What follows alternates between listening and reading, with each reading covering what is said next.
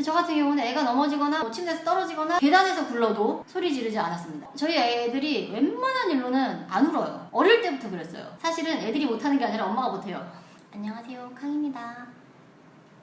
오늘은 제가 저희 아이들을 키우는 이야기를 해보려고 합니다. 저에게는 2명의 아들이 있고요. 7살 토마스, 5살 곤입니다. 저희 아이들은 밖에 데리고 나가면 참 잘 키웠다 그런 말씀들을 많이 하시는데 제가 어떻게 아이들을 키워서 그런 말씀들을 많이 듣고 지내는지 제가 경험했던 이야기들을 드리려고 합니다. 제가 생각하는 아이들을 키울 때 육아에서 가장 중요한 3가지는 첫 번째는 육아에 있어서 아이가 중심이 아니라 엄마가 중심이 되어야 된다라는 것이고, 2번째는 기다리는 힘, 아이들이 스스로 기다릴 줄 아는 것. 요즘 아이들이 너무 기다릴 줄 모르고 참을 줄 모르는 것들이 많다고 저는 많이 보고 있거든요. 그리고 3번째는 엄마와 아이 간의 신뢰도, 이런 육아책에서도 많이 나오긴 하지만 쉽게 말해서 제 경험상 아이랑 엄마의 신뢰도가 높으면 아이가 엄마 말을 잘 들어요. 엄마 말은 믿을만 하니까요. 5세 이상이 되면 엄마 말을 굳이 다 잘 들을 필요는 없다라고 생각합니다.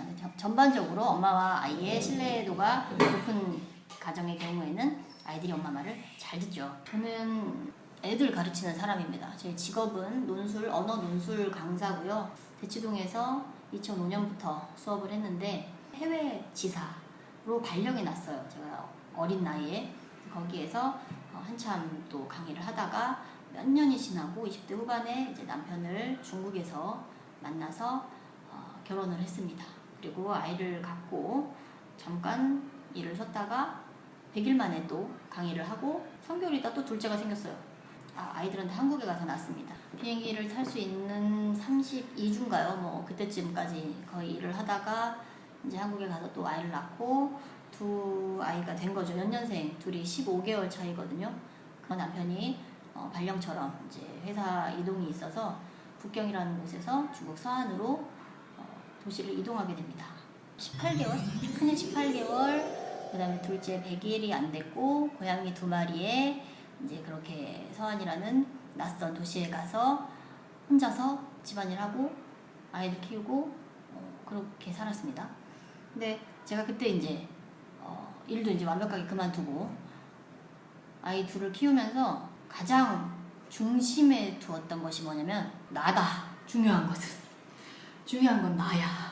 당연히 다들 아시겠지만 엄마가 행복해야 아이들이 행복하다 이런 말들 하죠. 전 정말 몸으로 정신으로 온전히 오롯이 그것을 느꼈던 사람이라 이것은 어떻게 해야 되냐면, 나 같은 캐릭터는 나 위주로 가자. 육아는 내 위주로 해야겠다. 그래서 그 어린 아이들을 데리고 날마다 외출을 하고 놀러 다녀요. 왜냐면 이제 이 부분에서 주의하셔야 되는 게, 제가 되게 행복하고 즐겁게 연년생 아들 둘을 쉽게 육아를 했다. 그 방법은 매일 나가는 것이었다. 그럼 나도 따라 나가야지. 근데 사실 주위의 얘기를 들어보면 보통 아이들을 데리고 나가는 게 쉽지 않다라고들 하세요. 근데 저는 아이들을 데리고 집에 있는 게 더 힘들었어요.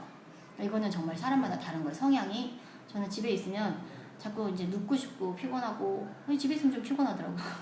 집에 있으면 신발도 안 신고 누워있잖아. 앉아있고. 그런 상황이면 애들이 결국 나를 찾아요. 애들 항상 엄마를 찾죠. 그래서 집에서는 아이들이 치대고 아이들을 케어하고 하는 것들이 저 혼자 있는 게 너무 힘들었어요. 그대로 만약에 제가 살았으면 우울증이 100%, 200%, 300! 저는 확신을 합니다. 그래서 제가 찾은 방법은 매일 아침 일어나면, 눈 뜨면 7시면 7시에 9시면 9시에 그냥 나가는 거예요. 어디로? 갈 수 있는 대로. 하다못해 스타벅스를 가려고 해도 차로 30-40분은 그때는 갔어야 했던 것 같아요. 그 연년생 디럭스 유모차를 가지고 매일 택시를 타고 큰 쇼핑몰이 있는 곳으로 갑니다. 죽이나 이유식 같은 걸 싸서 이제 가서 저도 커피 한잔 하고 샌드위치 먹고 그러면서 시간을 보내면 10시가 땡 하면 쇼핑몰이 문을 엽니다. 구경을 다니고, 분명히 또 키즈 카페가 있죠. 그래서 키즈 카페에 큰아이를 데리고 들어가서 놀아주고 작은 아이를 유모차에 잠깐 앉혀놓거나 아니면 재우거나. 거의 기지도 못했을 때죠. 100일 때면. 애기띠를 하고 다녔나? 제가 서안에 가서 블로그라는 걸 시작했어요. 너무 우울해서 만날 사람도 없고 얘기할 사람도 없고, 육아 너무 힘든데 이걸 인정받고 싶고 나도 멋진 존재다 라는 거를 소통하고 싶으니까 매일매일 글을 썼습니다. 이제 중요한 거는 집에 있냐 밖에 나가냐 이게 아니라 엄마가 행복할 수 있는 환경을 꾸준히 계속 연구를 하고 개발을 하고 그 환경을 만들어 나가야 된다는 거 스스로. 저 같은 경우는 그게 이제 바깥 활동이었고 아이들과 함께 하는 일부러 더 그 규칙성을 만들었어요. 제가 시간대를 밥도 딱딱딱 4시간에 한 번씩 주고 그 점심시간에는 낮잠을 자게끔. 그래서 쇼핑몰 안에서 아이들이 유모차에서 잠을 자면 저는 또 카페에 가서 책을 읽거나 SNS를 한다거나 그 블로그에 글을 쓴다거나 오래 자면 2-3시간씩 잤어요 아이들이. 그래서 아이들이 잠에서 깨어나면 또 다시 그 쇼핑몰에 구경을 하거나 그 근처에 공원들 뭐 호수를 본다거나 공원에 간다거나 이런저런 거리들을 찾아서 항상 돌아다녔습니다. 그리고 5시쯤 지나면 이제 남편이 올 시간이니까 집으로 돌아가서 저녁을 차려놓고 남편이 오면 같이 먹고 씻고 놀고 뭐 그리고 자는. 아이들을 키울 때에 있어서 가장 중요한 마인드는 엄마 위주다.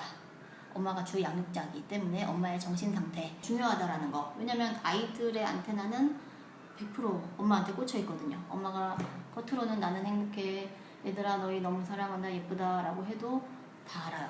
엄마 마음이 지금 화가 나 있구나. 아이들이 피부로 느끼기 때문에 엄마의 상태가 가장 중요하다. 그리고 그 다음 중요하다라고 생각했던 거는 아이들에게 기다리는 법을 알려줬어요. 정말 어릴 때부터. 기다리는 법을 알려준다는 건 뭐냐면 무엇을 하든 아이가 저를 요구할 때 뭔가 아이가 요구하는 것이 있을 때 바로바로 주지 않아요. 일부러 더 바로 줄 수 있어도 이게 무슨 학대가 아니냐. 조금만 기다려. 잠깐만 이거 하고 해줄게. 제가 무슨 빈둥빈둥 대면서 아무것도 안 하면서 아이를 안 도와주는 건 아니고 항상 엄마는 바쁘죠. 그래서 내가 지금 뭔가 하고 있는 상황에서 그걸 바로 팽개치고 1초 만에 달려가지는 않았다는 뜻입니다. 그래서 아이에게도 기다리는 시간이라는 게 굉장히 자연스럽고 당연하게 받아들여지게끔 했고요. 기다리는 힘에 대해서는 뭐냐면요. 기다리는 거는 사실은 애들이 못하는 게 아니라 엄마가 못해요. 아빠든 엄마든 어른들이 못해요. 못 기다립니다. 예를 들어 가장 쉬운 예가 그거예요. 아이들이 넘어졌을 때 7살 말고 한두 살 때 아이들이 넘어지면 보통의 경우는 대부분 야! 하고 달려가서 일으켜주고 괜찮아. 혹은 하고 일어나라 였던 것 같아요. 대부분이. 근데 저 같은 경우는 애가 넘어지거나 뭐 침대에서 떨어지거나 계단에서 굴른 적도 있죠. 그냥 봅니다. 진짜 그냥 봤어요. 근데 당연히 굉장히 주의 깊게 보죠. 특히 계단에서 굴렀을 때는 아이가 안전하게 떨어지는 걸 봤어요. 마지막 착지한 지점이 머리가 아니라 등이었다든가 그리고 결혼수를 입었었고 당연히 계단에서 한 6칸을 굴렀거든요. 19개월 뭐 20개월쯤 됐겠죠. 그래서 계단에서 6칸 정도를 굴렀는데 당연히 놀라고 아프기도 아팠을 거고 울어요. 그 순간에 소리 지르지 않았습니다.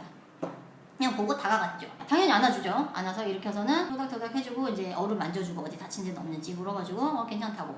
그러면 아이는 그냥 계단에서 굴러서 아프고 놀랬으니까 울었지만 괜찮은 일이구나. 그렇게 파악을 합니다. 중요한 것은 아이가 뭔가 넘어지거나 떨어지거나 굴렀을 때 그 상황을 온전히 아이가 느낄 시간, 그 짧은 시간이 필요한데 그걸 안 줘요, 부모들이. 딱 넘어진 순간 이렇게 되거든요. 그러니까 딱 넘어질 때 그 순간 이게 뭐지? 라고 스스로 생각하고 파악할 시간을 안 준다는 얘기죠. 넘어졌을 때 아무 소리도 안 나야 된다고 저는 생각을 합니다.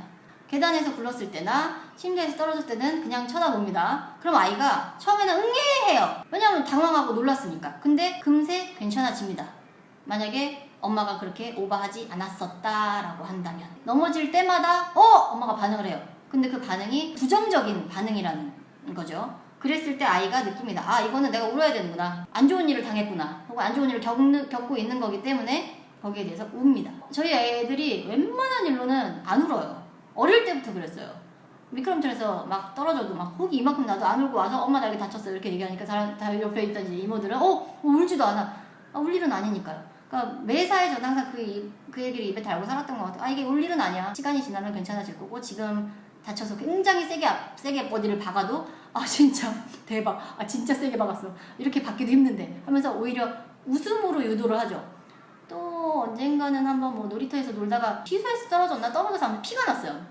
이제 당연히 떨어져서 아프니까 울죠. 울면 이제 이리 오라고 합니다. 아니면 제가 가거나 상황을 봐요. 그럼 피가 났어요. 이제 피가 난 것 때문에 약간 패닉이 올 수 있죠, 아이가. 그래서 이거 피 좀 보자. 이게 피가 빨간색인지 파란색인지 좀 봐야 돼. 좀 봐봐. 내가 파충류를 낳은지 포유류를 내 새끼를 낳는지 확실히 확인해 봐야 되니까. 뭐 이런 식으로 아이의 주의를 다른 데로 돌린다거나 좀 개그를 섞어서 이제 그렇게 얘기하면 아이가 휘식 하서 웃어요. 대박 빨간색이야. 내가 사람 새끼 낳은 게 맞았어. 이렇게 얘기하면 되게 아픔도 금세 가시죠. 근데 거기에 대해서 어쩌다 그랬어. 조심 좀 하지. 시소 왜 타가지고 예를 들어 이제 아이를 탓하거나 아니면 뭐 자기를 탓하거나 어쨌든 부정적인 반응으로 가면 아이가 그 후에 비슷한 일을 겪고도 부정적으로 반응을 합니다. 왜? 그렇게 배웠으니까요. 이건 나쁜 일이고 울어야 되고 그렇게 배웠기 때문에 그렇게 된다는 거죠.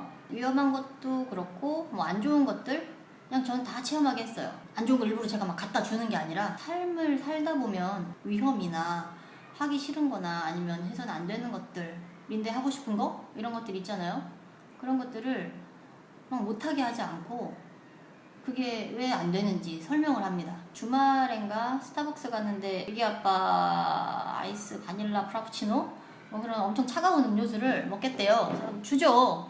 먹겠다고 하면 웬만하면 맛은 보라고 주고 근데 맛을 봤는데 너무 맛있는 거야. 근데 그걸 계속 먹겠다고 합니다. 그래서 얘기를 했죠. 그거 너무 많이 먹으면 배 아파. 네, 먹겠대요. 그래서 계속 얘기하면 이거 계속 먹으면 진짜 배가 너무 차가해서 너무너무 아파져. 막 꼬라지를 부리고 먹겠다고. 둘째가 좀 그래요. 먹으라고 했어요. 근데 계속 옆에서 얘기했죠. 그거 먹으면 진짜 아파진다. 네가 먹고 싶다고 하니까 주긴 하는데 네가 아프면 엄마가 어떻게 해줄 수 없다. 굉장히 아플 수 있어. 근데 안 아플 수도 있긴 하지만 굉장히 높은 확률로 아플 거야. 계속 얘기를 했죠. 아니나 다를까 한 컵 다 먹었거든요. 그란데 사이즈. 밤에 열나고 토하고 막 난리가 났어요. 엄청 심하게 토했어요. 그리고 굉장히 아파했어요. 이걸 보고 이제 무책임한 엄마다라고 생각하실 수도 있지만 그게 막 목숨이 위험하거나 아니면 진짜 심각한 그 정도는 아니었기 때문에 어린 아이에게 계속 얘기를 했죠. 아파하는 아이에게 이것 봐 엄마가 얘기했지. 계속 저는 말로 엄마 말을 안 들으면 불이익이다. 불이익을 당한다. 하지만 지금은 어쩔 수 없어. 네가 아까 엄마 말을 안 듣고 아빠 차가운 커피를 너무너무 많이 마셨기 때문에 뱃속에 요정들이 다 얼어가지고 지금 아픈 거야. 그래서 지금 토하고 하지만 이거는 시간이 지나면 나아지는 거고 엄마가 따뜻하게 몸을 해주겠다. 그리고 이제 뭐 따뜻한 물을 줬는지 어쨌든 굉장히 정성스럽게 보살펴 주면서 중요한 건 입을 계속 너는 엄마 말을 안 들어서 아픈 거고 그러니까 이게 되게 기분 나쁘게 막 협박하듯이 그게 아니라 굉장히 상냥하게 설명을 했죠. 엄마 말을 안 들어서 아픈 거야. 앞으로는 먹을래 안 먹을래? 아파요 안 먹을래요. 이제 그렇게 되는 거죠. 그래 좀 적당히 했어요. 적당히 설명을 알아들을 만큼 아픈 애를 붙잡고 막 무슨 고문하듯이 그렇게 한 게 아니라 계속 설명을 해줬죠. 이게 왜 아픈 건지 그리고 엄마가 경고했던 부분이라는 거 그리고 또 가장 또 중요한 거 하나는 엄마 말을 안 들으면 불이익을 입는다. 그게 사실은 아이들이 어렸을 때 굉장히 엄마에 대한 신뢰 그리고 엄마 말을 잘 듣는 것 아이들이 굉장히 어렸었기 때문에 얘를 수도 없이 저는 일상생활에서 계속 말로 옆에 설명을 해주죠. 이런 경우에도 엄마가 제안하는 게 이런 거고 이런 이유가 있어서 이걸 하라고 하는데 하기 싫으면 하지 않아도 돼. 하지만 그 부분에 대한 책임은 네 것이야. 어릴 때부터 계속 그렇기 때문에 굉장히 자연스럽게 그걸 받아들였습니다. 엄마 말을 들으면 이익이고 엄마 말을 듣지 않으면 불이익이 온다라는 것을 기본적으로 지금 큰아이가 한 5살 넘어가면서부터는 저의 의견에 이제 반대하는 경우가 생기죠. 지금 낮잠 자라. 근데 안 잔대요. 근데 이제 그때 정도부터는 엄마 말이 절대적이지 않을 수 있다고 저는 판단을 하거든요. 그래서 그래. 그럼 네가 안 자도 괜찮겠으면 자지 마라. 물론 방식은 똑같지만 조금 더 아이의 의견을 존중해주는 그 비중을 더 두는 그런 쪽으로 이제 갑니다. 그리고 나중에 아이가 저한테 사과할 때도 있어요. 엄마 말 안 들어서 제가 지금 너무 힘들어요. 죄송합니다. 이렇게 얘기를 하면 아니야 엄마 말 무조건 다 들을 필요는 없어. 엄마도 틀릴 때 있거든. 네가 뭔가 결정을 해야 할 때 엄마가 조언을 줄 수는 있지만 엄마 말을 무조건 다 따라해서는 안 된다. 특히 커서는 막 20살 넘었는데 엄마가 하란 대로 하고 그러면 안 돼. 그땐 네 알아서 해야 돼. 네 삶이야. 이미 벌써 그렇게 얘기를 하고 있거든요. 지금 제가 얘기하는 것들은 다 아이들이 거의 막 2살, 3살, 1살 막 이랬을 때 이야기니까 그때는 엄마 말을 듣는 것이 이익이다라고 저는 가르쳤어요. 그걸 이제 아이들이 반복적으로 겪으면 몸에 배게 되죠. 엄마가 딱 하라고 했을 때 하게 되는 어릴 때 이야기입니다. 그래서 항상 가장 중요하다고 하는데 가장 중요한 게 너무 많죠. 가장 중요한 것은 엄마 중심이라는 것과 엄마들이 기다려줘야 한다는 것. 엄마들이 너무 못 기다려줘요. 결국에 아이는 사실은 문제가 없다고 생각을 해요. 저는 만약에 아이에게서 문제가 발견되면 내 문제구나 라고 느낍니다. 진심으로. 큰 사건뿐만 아니라 모든 일들에서 항상 기다려주죠. 엄마가 스스로 하게끔, 스스로 겪어보게끔. 넘어졌을 때 소리 지르지 않고 지켜보는 것도 기다리는 겁니다. 아이가 스스로 그 체험을 온전하게 하고 나중에 이제 안아주면서 달래주면서 걷다 보면 넘어질 수 있는 거야. 사람이니까 넘어지는 건 당연해. 넘어지면 어떻게? 일어나면 돼. 근데 아픈 거는 정말 다리가 부러지면 병원에 가면 되는 거고, 그렇지 않으면 웬만한 건 시간이 지나면 낫는단다. 그때 내가 막 세게 울고 꼬라지를 부린다고 해서 덜 아프면 내가 너에게 꼬라지 부리라고 가르치겠어. 하지만 어떨 것 같니? 꼬라지 부린다고 더 나을까? 아니요 하면 그렇지, 그 기분만 상해지는 거야. 그러면 잠깐 좀 참고 기다리면 돼. 엄마가 옆에서 안아줄게. 힘이 되어줄게. 저희 아이들은 한국에서 태어났고 중국에서 컸기 때문에 태어나자마자 그 다음날 여권 사진 찍고요. 그렇게 해서 비행기는 거의 생후 1, 2개월 때 탔고, 그 뒤로도 막 100일 때 비행기 타고 놀러 다니고. 그러니까 애기 나면 이것저것 다 못한다고 하잖아요. 결혼하면 결혼해서 못해, 애기 낳으면 애기 낳아서 못해, 이러려고 결혼했나? 저는 왜 못해?가 제 모토였어요. 애기가 있다고 왜 여행을 못 가죠? 이것도 역시 이제 제 블로그에 여행기들이 많이 있습니다. 저희 아들들은 지금 이제 만 4세, 만 5세 조금 넘었는데 비행기를 한 25번 이상 탔던 것 같아요. 그러니까 한국을 1년에 한두 번씩 가는 것도 있지만 그 이외에 여행들을 1년에 한두 번씩은 꼭 갔거든요. 제가 여행 가는 거 좋아해서. 엄마가 좋아하니까 가는 거예요. 많게는 10번 정도까지 비행기를 타거든요. 그런 얘기들을 다음 시간에 한번 해보도록 하겠습니다. 다음 시간에 봐요.